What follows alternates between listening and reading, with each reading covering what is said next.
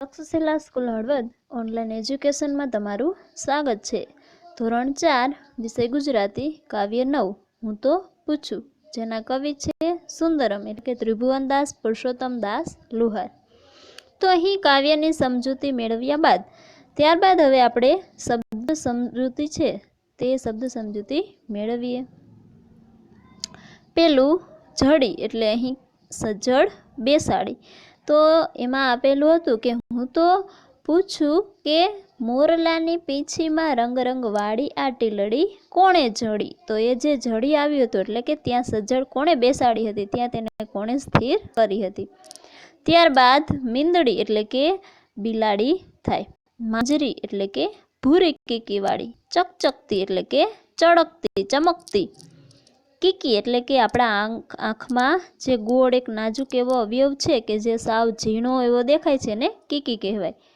કૂંપણો એટલે કે નવા તાજા ફૂટેલા પાન, એને કહેવાય કૂંપણો। ગાવડી એટલે કે ગાય। પછી 10 દિશ એટલે કે 10 દિશા। હવે 10 દિશા કઈ થાય તો પૂર્વ, પશ્ચિમ, ઉત્તર, દક્ષિણ આ 4 દિશા। પછી ઈશાન, અગ્નિ, નૈઋત્ય, વાયવ્ય આ 4 ખૂણા, અને આકાશ અને પાતાળ। આમ કુલ કેટલી દિશાઓ છે? 10 દિશાઓ છે। તો ઉત્તર, દક્ષિણ, પૂર્વ, પશ્ચિમ આ 4 દિશાઓ, અને 4 ખૂણા એ છે ઈશાન, અગ્નિ, નૈઋત્ય અને વાયવ્ય, અને 8 થયા, અને આકાશ અને પાતાળ એટલે કે બધી દિશાઓ આવી ગઈ। આ રીતે કુલ 10 દિશાઓ છે। દેખંતી એટલે કે જ્યોતિ, મઢી એટલે અહીં જે લપેટીને કે આવરીને જડી દીધી, મઢેલી એટલે કે આવરીને જે જડી દીધું હોય, સજ્જડ બેસાડ્યું હોય એને કહેવાય મઢી। નવલખ એટલે કે 9 લાખ કે અગણિત। ચાલો ત્યારબાદ સ્વાધ્યાય। તો સ્વાધ્યાયનો પ્રશ્ન પહેલો આપણે જોઈએ કે નીચેના પ્રશ્નોના ઉત્તર એક એક વાક્યમાં લખો। તો એ પ્રશ્નો છે એના ઉત્તર એક એક વાક્યમાં આપવાના છે। પહેલો પ્રશ્ન છે કે મોરલાની પીંછીમાં શું જડેલું છે? મોરલાની પીંછીમાં શું જડેલું હતું?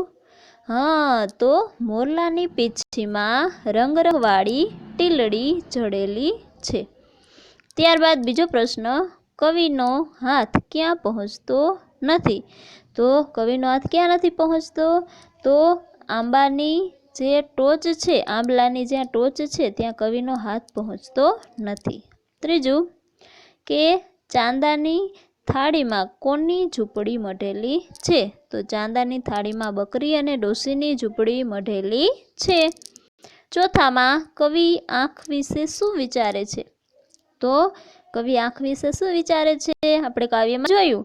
હા, તો કવિ કહે છે, કવિ આંખ વિશે વિચારે છે કે આંખની અંદર જે ચકચકતી કીકીઓ છે એ કોણે બનાવી હશે? ત્યારબાદ પાંચમું, કવિ આભલાની ચૂંદડી કોને કહે છે? તો કવિ આભલાની ચૂંદડી કોને કહેતા હતા?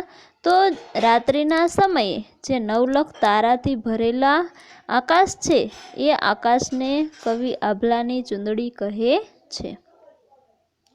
ત્યારબાદ પ્રશ્ન 2, ઉદાહરણ મુજબ વાક્ય બનાવો। જો વિદ્યાર્થી મિત્રો અહીં આપણને એક શબ્દ આપેલો છે તો એના પરથી વાક્ય બનાવેલું છે, અને એ વાક્યમાં એ શબ્દ આવી જવો જોઈએ। જેમ કે ઉદાહરણમાં ધરતી આપેલું છે તો વાક્યમાં શું આપ્યું છે કે બધાને લીલીછમ ધરતી જોઈને આનંદ થયો, તો અહીંયા ધરતી શબ્દ આવી ગયો। તો એ રીતે આપણને અહીં આપ્યા છે 5 શબ્દો, તો એ 5 શબ્દો પરથી આપણે શું કરવાનું છે?